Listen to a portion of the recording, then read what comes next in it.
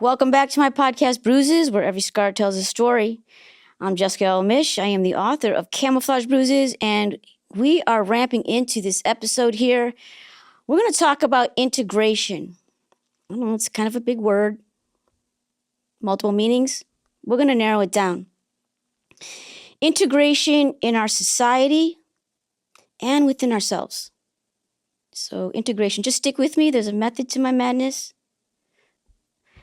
I'm going to start with a question. Okay? As we evolve as a society and we integrate more groups of people throughout our history, really. I'm talking about the United States of America, okay, U.S. history. As we evolve as a society, we move towards more and more integration of people that we would formerly consider outsiders or the others. Okay, so throughout history, we have continued to evolve. This is a good thing. But I also want to ask the question about individual integration. What do I mean by that? Like, have you considered whether you as an individual are a fully integrated person moving through this evolution in our society, right? Going from the macro to the micro. Have you ever considered that within yourself? And again, I'm going to go back to our theme of identity. This is oh so important. And I think we need more of this introspection. You know, are we fully integrated with ourselves?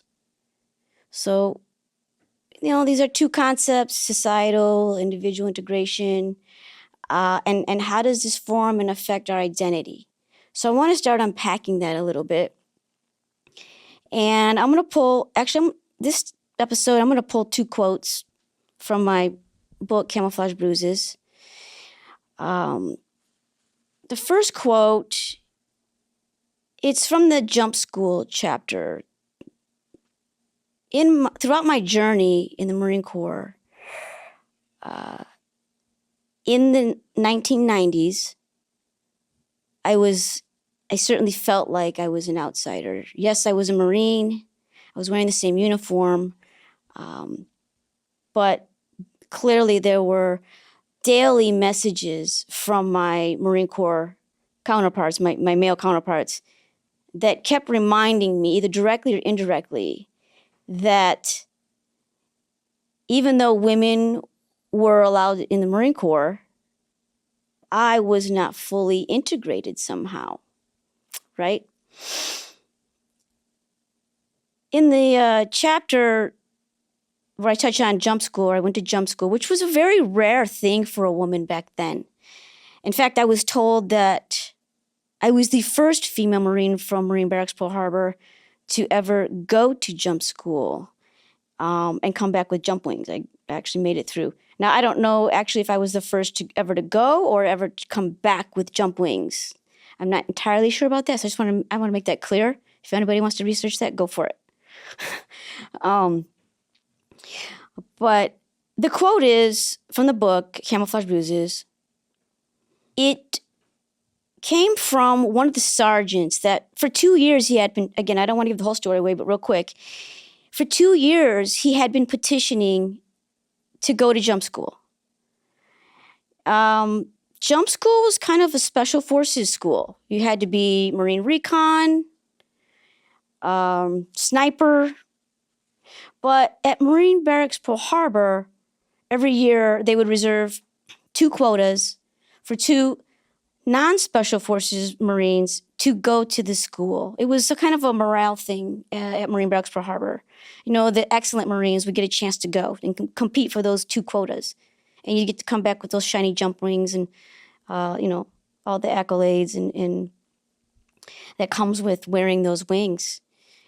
And so it's definitely a sense of pride to be able to wear those jump wings, to be able to survive jump school. You have to jump out of planes, right?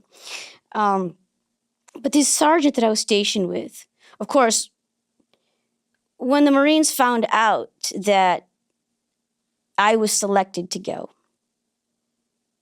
There were a lot of disgruntled male Marines who had been petitioning. And this one particular sergeant, I overheard him say to the captain, one of the captains, what is she going to do? Jump out of the plane with her typewriter? Yeah. I didn't have a typewriter, just to be clear. My job was to drive tactical vehicles, Humvees, 5 tons, and transport logistical, and convoys and ammunition. And that, my job was kind of technical. I had never had a typewriter in the Marine Corps. But do you see how overhearing that I could be made to feel not integrated, right, in my organization? So the other quote is from the 2024 foreword that I wrote recently for the book. And the quote, basically in my own words: camouflage bruises at its core is the claiming of my innate identity's shattered shards and alchemizing this pile of puzzle pieces into my authentic self. So right there, I am admitting to the reader that my identity was shattered. The journey is to piece it together, right? When you're not fully integrated in the group that you feel like you're a part of, your identity is not whole. You're not, even if, I think the previous podcast, you kind of touched on how, Devin, you were asking me about how I started to think I was a male Marine. I was separating myself from the women Marines because I didn't want to be associated with anyone that was a victim. Yeah. Okay. You see right there how the identity, I was not integrated. My identity was not, I started to shatter. It's shattering, right? So I'm separating myself. Clearly, I'm not a male Marine, right? I'm a woman. But because of the messages that were, am I going to jump out of the plane with my typewriter? I mean, this is just one quote.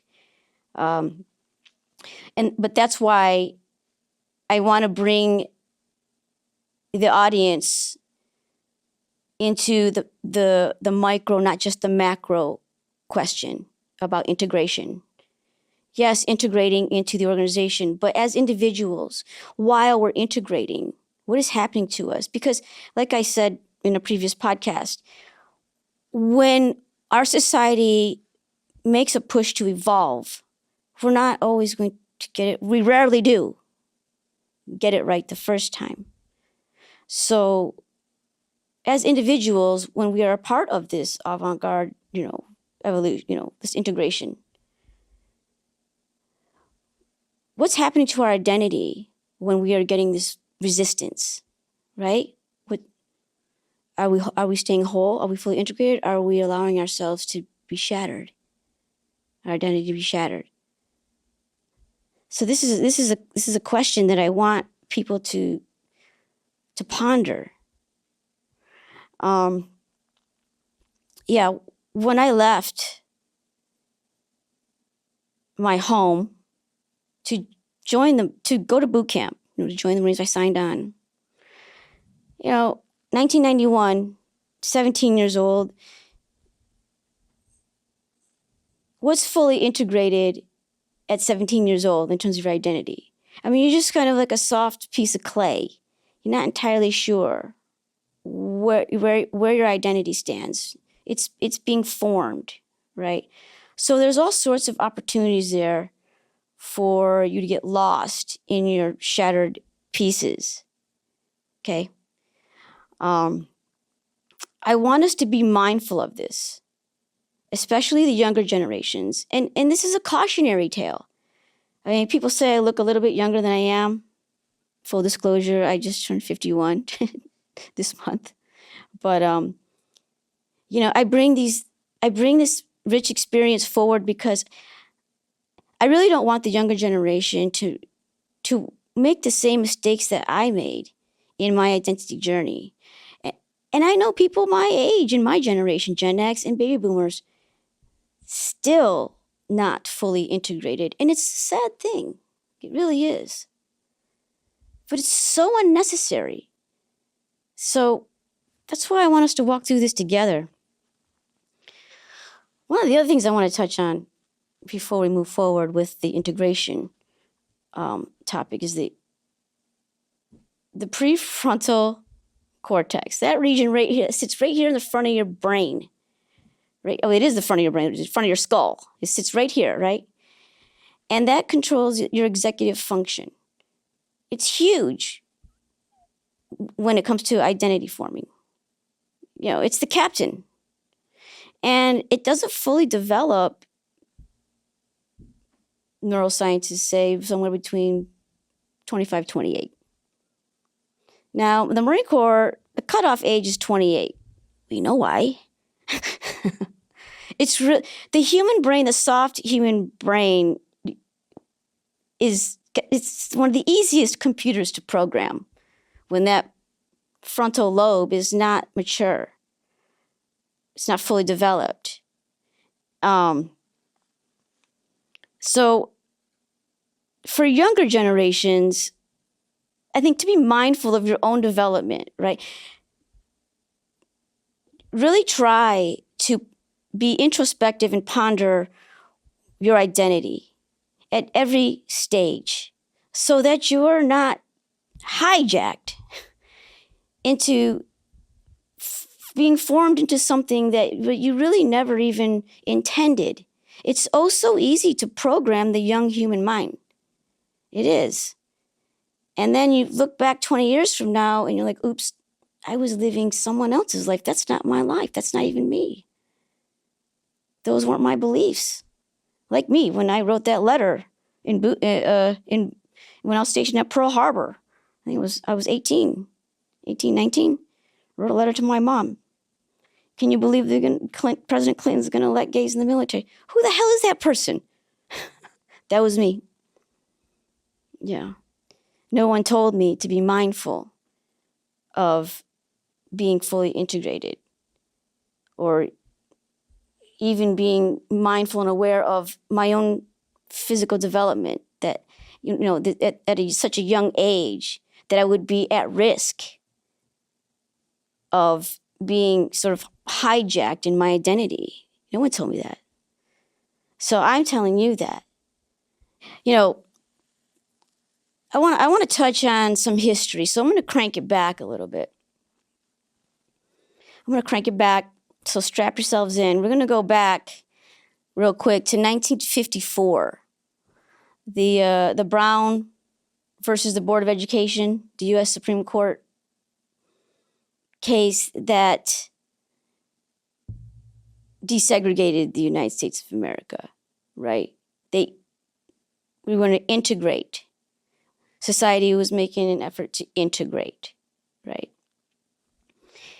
And I'm pretty sure folks remember what happened. It was not pretty. It was not smooth and seamless. It was quite ugly and violent, in fact, right? We weren't getting it right, but we were trying as a country. Can only imagine what was going through the minds of individuals that were they were given the legal right now, that were trying to integrate into our public institutions, and how the reaction of those that were opposing this integration, how that affected their identity, their views of themselves, some shattered shards, possibly. Yes. Traumatic. Really, traumatic. And so it's not just society pushing to integrate, and we need to be mindful of how we're doing that as a society, but as individuals. while if you are deemed the outsider during this integration, how is this affecting your abilities to stay integrated or to be integrated, right, as a person? Again, our society attempting to evolve and integrate. In 2019, women, for the first time, were being integrated into Marine Corps boot camp training at Parris Island. Women were only allowed to train at Parris Island. I trained at Parris Island for boot camp. And in 2019, the Department of Defense made an attempt to integrate. It had been in the conversation for a while, and in 2019 they put the flag in the ground. They said, "Let's try this at Parris Island." So it first started at Parris Island. In 2020, the National Defense Act mandated an end to gender segregated training. So now we have the line in the sand, right? 2020. In 2021, San Diego MCRD, Marine Corps boot camp, then started to integrate women. Women had never been allowed to go to MCRD for boot camp. In 2021, they started to integrate women into training. Women still are not fully integrated in Marine Corps boot camp training today, not at Parris Island or in San Diego MCRD, but it's an unfolding process. The legislative mandate in 2020, it was part of a broader move to integrate women fully into all combat roles and training programs, and that's also still unfolding. It's an evolutionary process, but we have to give some credit to our society, our government, for initiating this. And it wasn't quite as ugly as some of our previous attempts to integrate what we formerly considered outsiders into our organizations. So we have made progress, at least in our country. We could always do better, clearly.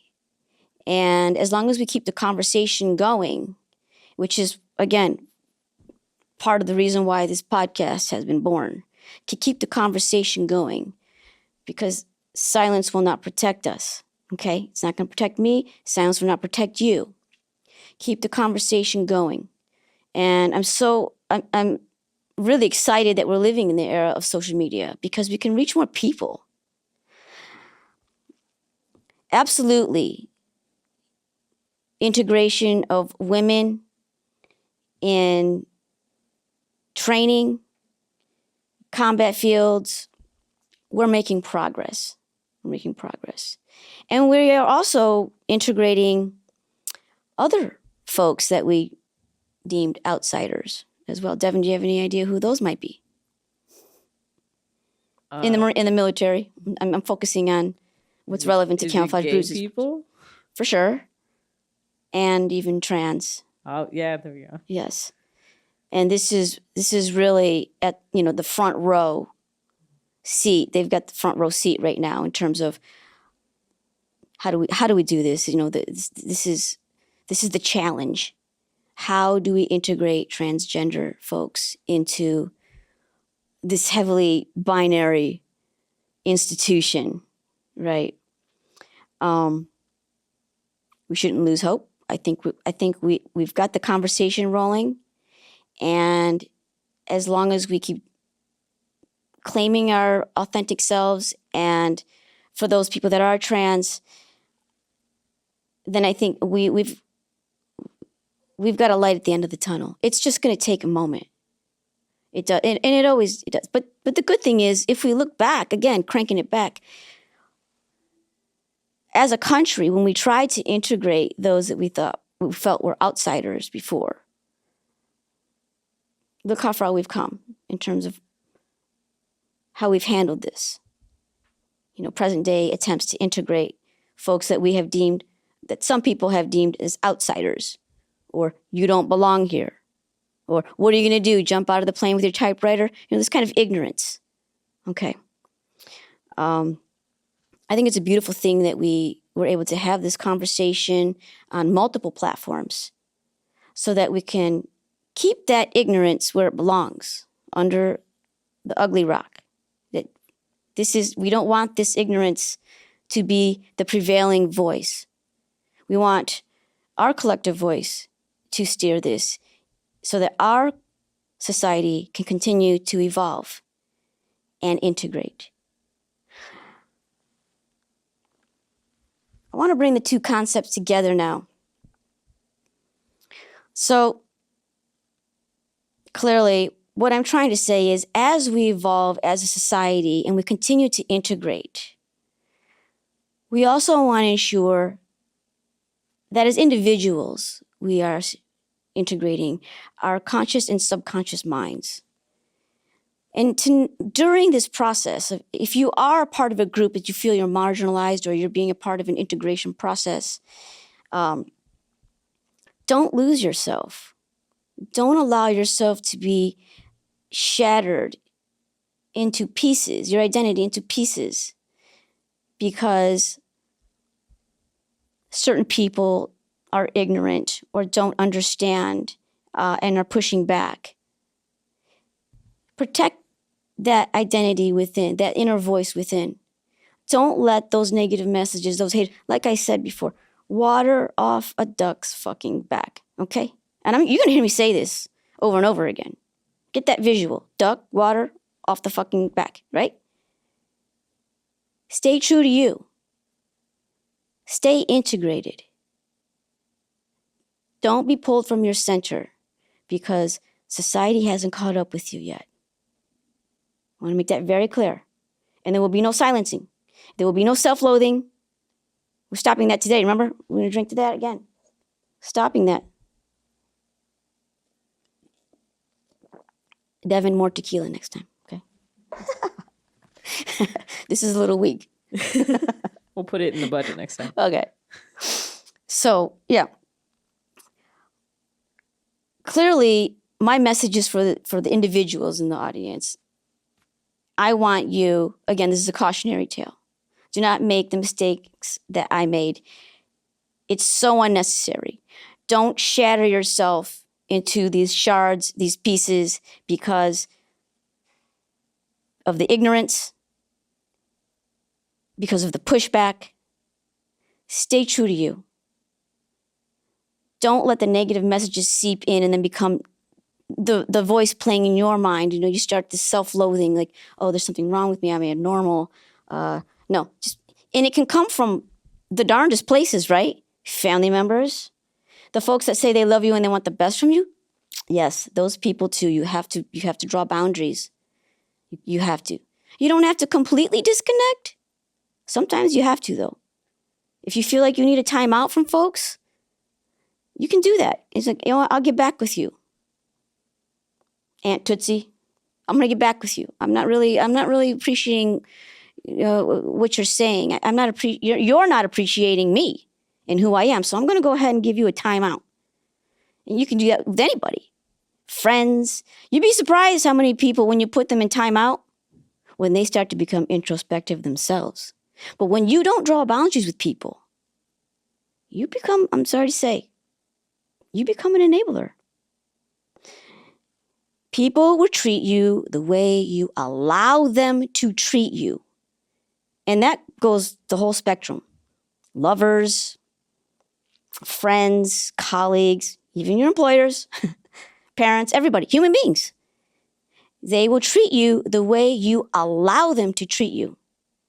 So by drawing boundaries, I'm a consequence person. I think I get it from the military, or even my dad, who is, remember my mother was married 6 times?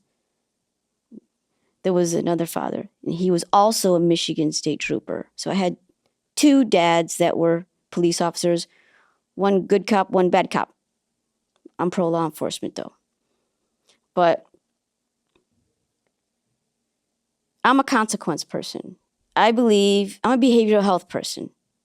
I believe that if you don't give people some kind of consequence to poor behavior, the way they are treating you, I mean, you don't have to take your belt off, although I've done this before to grown adults. You need to give consequences to folks that are treating you poorly. Otherwise, you become an enabler. They start to believe that they can continue to treat you poorly or even in an abusive way. So stay true to you. You can put people in timeout and let them be let them even miss you. Let them value you the way you are. Whether you had to come out to a family member as gay, bisexual, trans, and they're not feeling it. Like, oh, this is, what about my grandchildren? What about me? What about the family photos? What about, it's not about you. This is about me. I'm telling you who I am. And keep it right there. Keep it right there. Don't let people, even people you love can be sprinkled with ignorance here and there. They have to learn. They can still be in a learning journey, regardless of age. So when it comes to your identity, keep staying integrated. One of the tools that you can use is putting up boundaries with folks that do not value, that do not appreciate who you truly are.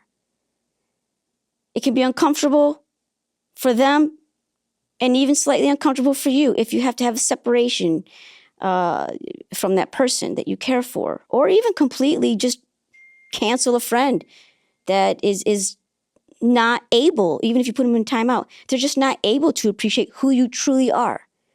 Don't allow those folks who don't see you for who you are, who don't value you for who you are, start to fracture you, to deintegrate. Don't let those people do that. Stay true to you.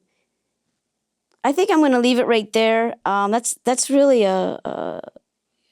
quite a bit to digest. I don't even know if nobody really laid it out like that for me ever in my life. So that's what I'm offering from my experience, that as society continues to evolve and continues to find ways to integrate groups of people that we considered outsiders or abnormal or, whatever adjective, God hates gays, whatever, in the past, as society continues to evolve, we never get it right the first time. But don't fracture yourself. Stay true to you. When I say your conscious and your subconscious, keep them glued together, when society starts to evolve and makes a push to integrate and we get this backlash from folks like, oh no, we can't have that. It's not normal. It's against nature. All these negative messages. Don't allow your identity to start fracturing. Stay integrated. Again, I'm Jessica L. Mish, author of Camouflage Bruises. You just might see reflections of yourself in my journey. The audiobook is coming out this summer. If you're not a reader, if you are, you're welcome to pick that up. It's on Amazon. This podcast is really about me sharing my experiences with those folks in the younger generation. But I know people in my generation and even the baby boomers that I know for a fact that can use some of this information as well. They are not integrated. This is my podcast, Bruises Pod, where every scar tells a story. See you next time.